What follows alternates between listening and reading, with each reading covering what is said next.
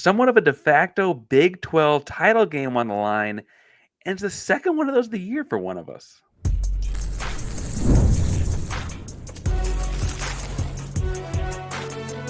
You are Locked On College Crossover, part of the Locked On Podcast Network. Your team every day. And it's a crossover edition of Locked On Coogs and Locked On Cyclones, both LOC these days. I'm your host of Locked On Coogs, Parker Angel, and I'm joined by Nick, who's going to talk some today of Locked On I am. Cyclones. Hard to believe. Hard to believe. Nick, I typically start each one of these with some like odd food question or something like that for people to comment on if they have nothing else to say. What delicacy is there in Iowa? Is it a corn-related dish? Am I being too stereotypical there? I think the one that everybody goes to is the made right. It's what people know it. Iowa for. Are you familiar? Like a sloppy Joe. I like a sloppy Joe. I like where this is Yeah. headed. That's what made right is. That people. I don't know what. I actually don't know why, but it is paralleled to Iowa. And you're not going to catch me eating a ton of them. But if I'm at a grad party and it's an option, I'm going to devour a few. Awesome. Well, devouring tasty treats, I think, does segue into what a lot of people will be doing this weekend with a afternoon basketball game between the Coogs and the Cyclones, 1 versus 2 in the Big 12 Conference. And I have to say, as we look at this, there's kind of a clump there at that 2 spot. What do you make of? I guess Arizona and Iowa State, Texas Tech are kind of separated by just a game there in the middle. Houston, a couple games ahead, but with some tough games down the road. Big 12 basketball, y'all been in this a lot longer than us. Is it always this chaotic to you? Well, and to me, it's always that the Big 12 has been the best conference in basketball. And I know there's been a lot of talk recently, especially about the SEC overtaking and the Big 12 struggling this year. I think it's just that maybe Arizona State and Colorado are struggling. And where did they play last year? Were they in the Big 12?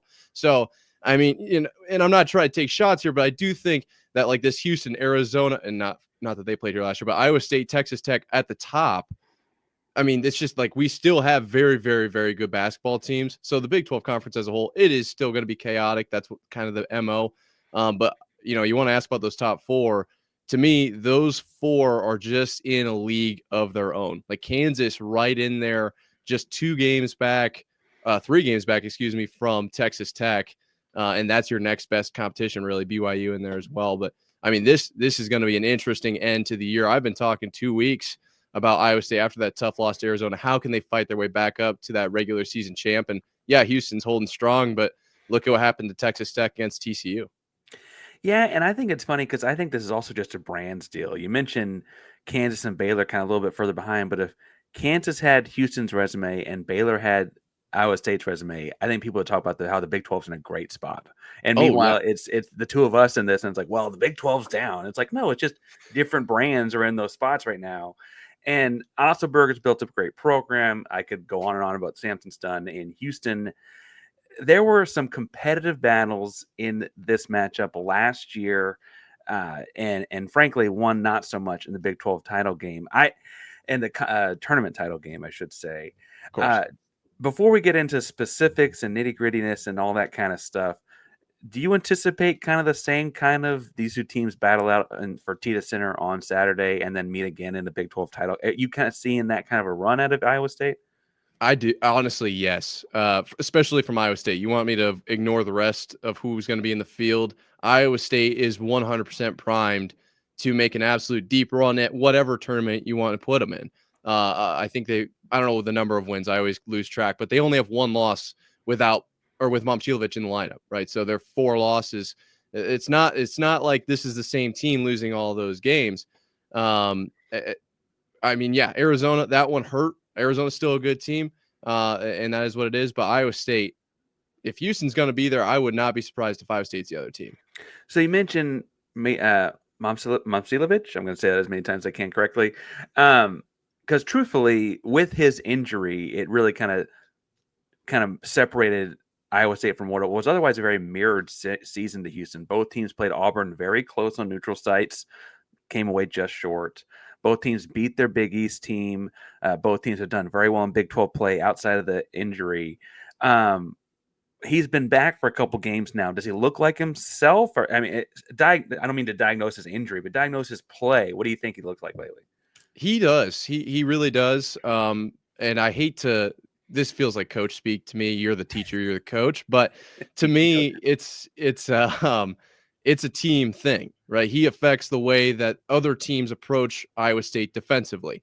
There was a severe crashing on the inside as soon as there was no threat, that it being Milan out on the perimeter, forced teams, I guess, well, their defensive plan forced Iowa State to shoot just like crazy, and we would have off shooting nights. You're going to get us. That's not every team can shoot 100% every night. So disallowing us to get inside was a big thing without Milan.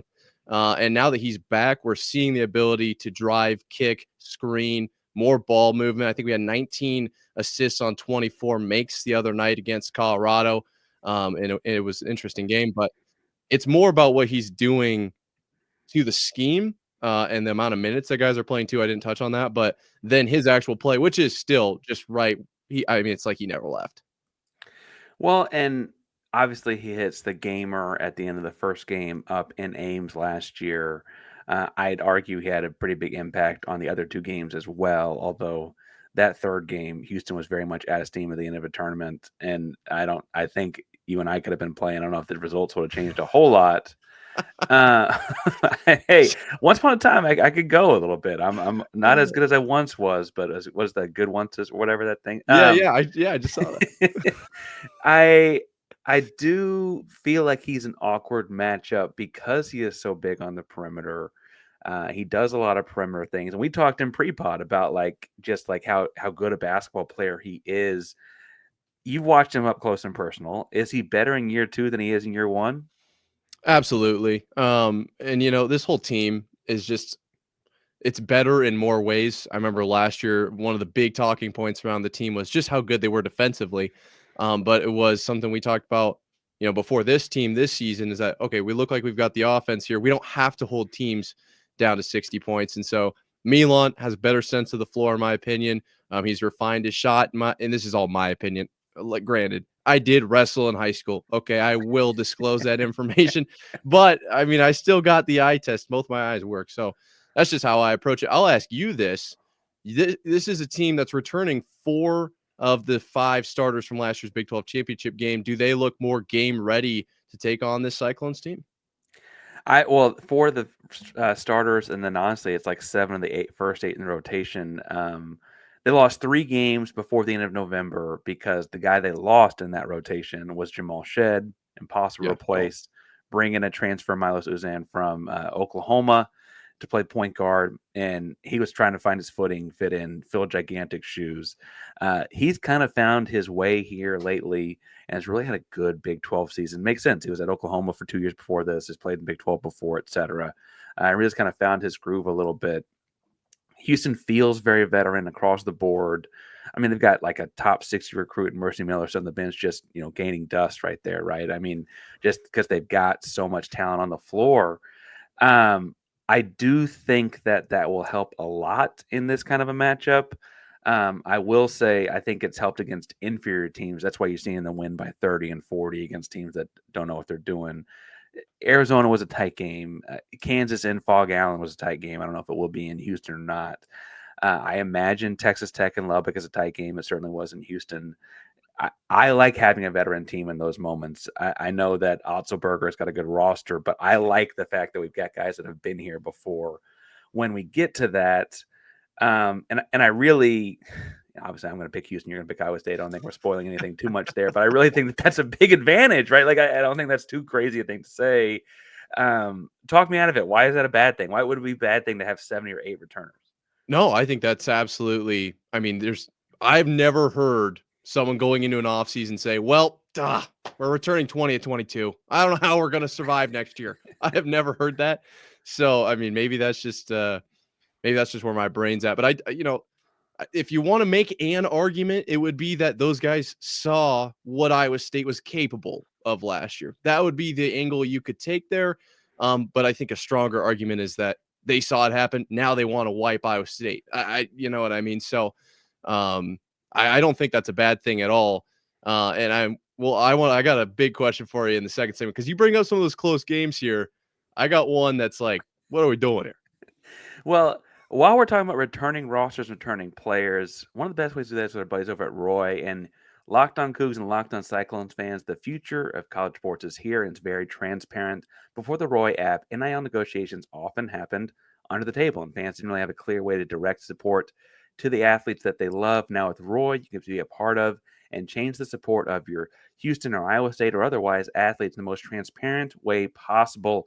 Roy, the NIL app, allows you to choose the player you want to support, decide how much you want to contribute, and receive exclusive content from the athletes right back to you. The best part of it is if your player transfers, you get your money back. It's a risk-free way to show your support and keep your guys at your school. The Roy app's giving fans control, no more uncertainty. Now you can provide transparent, impactful support and help change your team and the future of college sports with your contributions. Download the Roy app now from the App Store and start backing Houston or Iowa State or whoever athletes the way they deserve with transparency, trust, and real impact. This is the future of college sports, and join it now by downloading Roy and supporting your favorite players. Nick, I got to be honest. I don't want to support Milan. I'm scared of that guy. He still has my nightmares from that shot a couple years ago. I guess 3 games ago, a year ago. It feels like a long time ago. It's been there a long time. So you mentioned close games. I think this one's going to be a close one. What are your thoughts on it? Is it not going to be a close one? No, I do think it'll be close. I'm just curious about, Iowa State, to me, has played very consistently with the lineup that we'll be touting out there on Saturday, to my knowledge at this time. Very just, we can beat you in any way, so don't tell me that it's, oh, well, they only shot this percent or they went about it this way in this game. It's about the mindset that the whole team has. When I look at Houston, the one that stood out to me, and you didn't mention, I noticed, was the UCF game. Very close, very close to UCF in there. And then, the Kansas win in double overtime. Kansas been on a bit of a skid recently. Now, there's going to be that all over the Big 12. But I want to ask you, is this Houston team consistently going to perform at that high level? Because, you're going to get one, right, every now and then. You're going to get a Caleb Love 48-foot shot to beat an Iowa State. That's that's basketball. But can this Houston team carry this? Because they're going to have a tough last few games of this conference schedule. Yeah, the back half of the conference slate for Houston's been just a gauntlet. But I will say UCF is interesting in that, it was like a really early in the day game, and I don't mean to make excuses. That was with the delay, wasn't it? There was some delay. It was a noon Eastern, so 11 a.m. Central Time. It might have been like 11:10 or something like that because of something. But the truth is, I think UCF and Coach John Dawkins over there have always played Houston close. This goes back to American Athletic Conference days when, you can go back to Taco Fall. Like that just they've been a fairly close program to Houston for whatever reason. And I think that there was some looking, if I'm being honest, looking past them. You had at that moment, you had a couple bigger games coming up. You came off of a West Virginia win, felt good about it. You had UCF and then Utah and then Kansas right after that. And you kind of I think had people looking forward to Kansas. They got by UCF and then blew the doors off of Utah. And I think that game was over in the first 3 minutes, I'm pretty sure. Yeah. They almost doubled up another Division I Big 12 basketball team in that game. And I feel like that was kind of their response. Okay, they get beat down at practice on Sunday, Monday because they looked past this poor UCF team. And now Utah bears the brunt of that. I feel like UCF's the outlier. I will say at the time, winning in double overtime and Fall Gallon felt really good. And the further we get from that, the more it's that Kansas team, though, may not have actually had it all together. Now, I don't mean to point fingers, but one of us didn't beat Kansas. Well, no. So is it just because Milan was out?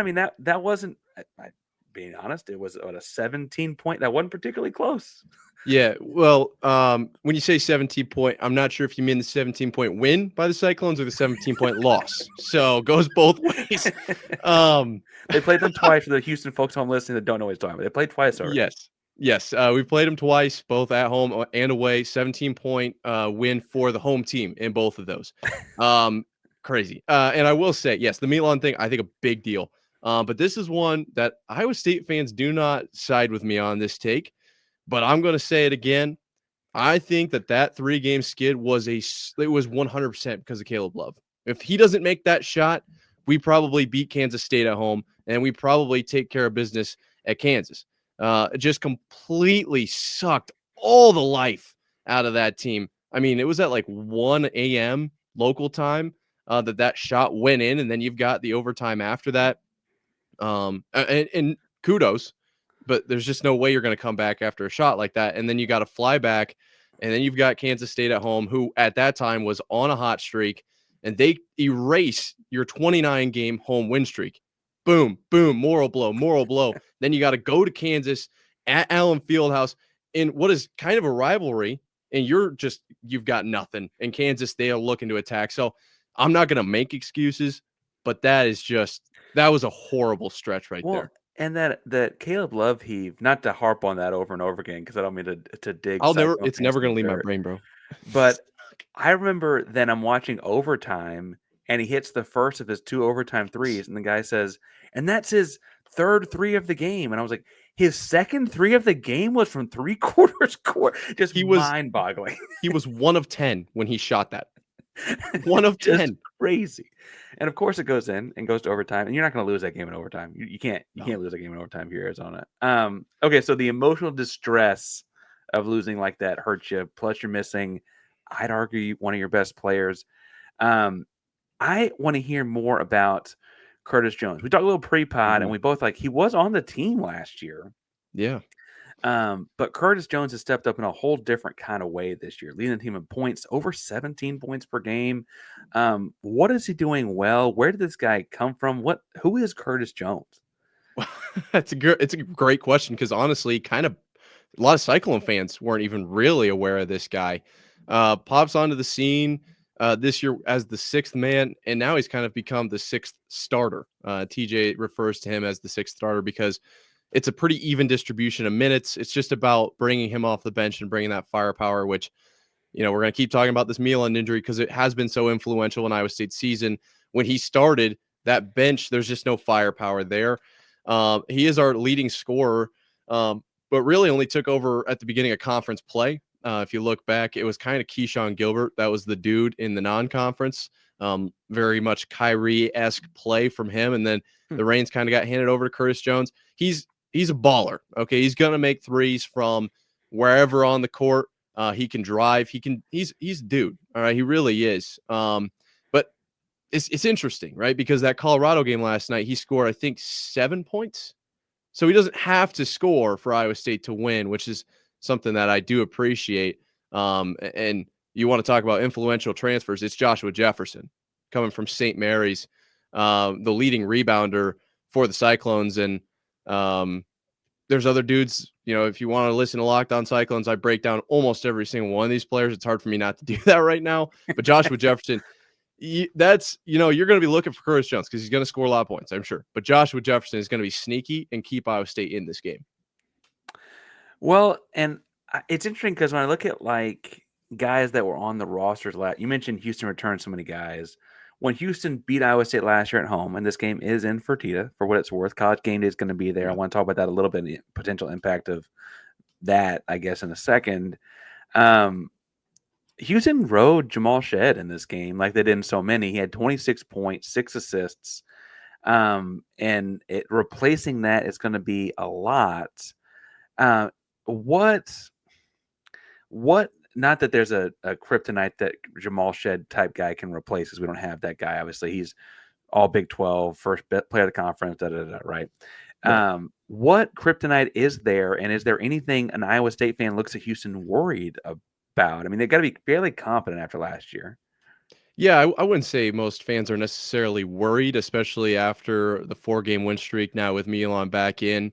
But if there's one thing, it's just the way that teams were able to exploit the team when Milan wasn't in, essentially. And I've covered this, but Kansas State was kind of the first one. A little bit, you saw it a little bit at West Virginia as well, but just forcing the players to essentially play from the perimeter, not giving anything inside, be it passing lanes or actual like Joshua Jefferson back down one-on-one type deals. That's where this Cyclones team can struggle. But you got to remember, the D1 players too. If they get hot, then they're going to make you pay. So it's kind of how do you want to try to stop the Cyclones? With Milan on the floor, my biggest point with this team is they can beat you just about any way. They really can. There's just too many good players on the floor, too many like A- level guys. You're not going to have a superstar, but they're all going to make you pay in a different way. And they move the ball around pretty well. My question for you then is, can Houston do that? Or do they have something in their back pocket? Maybe you don't want to give it away completely here because I'm sure TJ watches this. I'm Yeah, sure he totally. does. Yeah, Ott But loves me, I'm sure. yeah, I know he does. Yeah. But what can Houston possibly do? Or are they just fine? Because they are kind of the top dog in the conference right now. Everyone's kind of looking Houston's way. So it's interesting because Houston's obviously a very defensive-minded team, and uh, I've likened Samson to Belichick in a lot of ways because I think it's a comparison people understand. Belichick, as a head football coach in New England, was always taking away your number one receiver and making you be in with somebody else. And what Samson does really well, whether it's the point guard of West Virginia or Caleb Love or whoever it is, he finds a way to make you beat him without your best player scoring a bunch of points. So, like, I don't know what that looks like against Iowa State because intuitively I'd go, okay, point totals, Curtis Jones getting most points per game. Houston's going to lock him up, make you beat him with somebody else. But I also remember last year's game with Momcilovich. I remember Taman Lipsey being a all-conference player last year. I thought he was really impressive. Keyshawn Gilbert, you mentioned, has had some great games in this different win streaks they've had. And so I don't know what the answer is as far as one guy you take away to make them play with a hand tied behind their back. I do think, Momcilovich is hitting 43% of threes. I got the stats board right here. He's shooting 5 threes per game at 43%. That's really hard to stop when the guy's also 6'8". Yeah. And I almost wonder if you say, hey, let's just work on Curtis Jones. He's a much more manageable matchup. He's a 6'4", 6'5" guard who does it a couple different ways, but like he's much more approachable, if that makes sense. And to your point, he's had 1 of 7 games. I mean, he's not going to, he just doesn't shoot lights out every single night. He will make you pay. He's scored 30 or Right. close to it. But I mean, he's not always on. Well, and so if you were to like take Curtis Jones away, and just say, hey, Momcilovich has to score 45 to get us tonight. He might be able to do it. He's really good. I just don't know if they will. Keyshawn Gilbert's an interesting matchup too to me, because there's just only so many guys you can throw out there. I think in my scouting report, I think Gilbert's going to actually get the LJ Cryer treatment as far as getting covered by Cryer.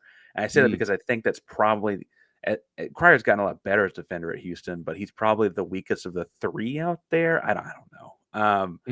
But I don't know who. I mean, because I got to put someone good on Momcilovich. He's going to play the 3, right? I got to put someone good on Curtis Jones. I don't know. I don't know where else I'd go with that. This could easily. I mean, Houston hasn't played a lot of track meets this year. This could turn into one of those. If it turns into a track meet, is that going Iowa State's way? Well, we've basically had 1 track meet, and it was kind of the same thing with Houston versus Utah. You come off the loss, and you just blow the doors in on your next opponent. Iowa State loses to West Virginia, goes and scores 108 against UCF. I mean, it was truly shot for shot for a lot of that game. So I do think they can win games like that. But I don't think Otts will let it get that way. I think he's very much a defensive oriented coach the same way that Houston is. But I don't know. I mean, you never know. They can hang, but I don't know if they'll want to. So this weekend is a college game day game, which is a big deal for Houston. Houston doesn't get these a whole lot. I anticipate having a fairly big crowd there. I anticipate, whether it's because it's an afternoon game or whatever, I think the partying from college game day is going to feed right into the arena, right? I think all that helps Houston. Iowa State has, of their losses, a couple of these are on the road. Does that road environment bother you at all? I mean, Houston's lost a home game. They're actually undefeated on the road this year. Does that bother an Iowa State fan at all? Actually, I'm just wrong on this one. I think this helps Iowa State more than it helps Houston. The start of Iowa State's win streak these last 4 games was a College Game Day in Ames. And why was College Game Day at Iowa State TCU? I don't know. I couldn't tell you that. But they're used to it a little bit. And so I'd be curious to see, you said, like, doesn't happen a lot in Houston. TJ was on, that little set actually earlier this year. So I don't think the College Game Day thing is going to add too much. Now, being on the road in Houston, certainly a challenge. I'm not putting anything past that. But the College Game Day atmosphere, I don't think is something that Iowa State's like too scared of. But I will say, I mean, someone play on the road clip in the Big that. 12 Someone listening, clip that. Not scared of the College Game Day atmosphere. Send that to the entire campus. Yep.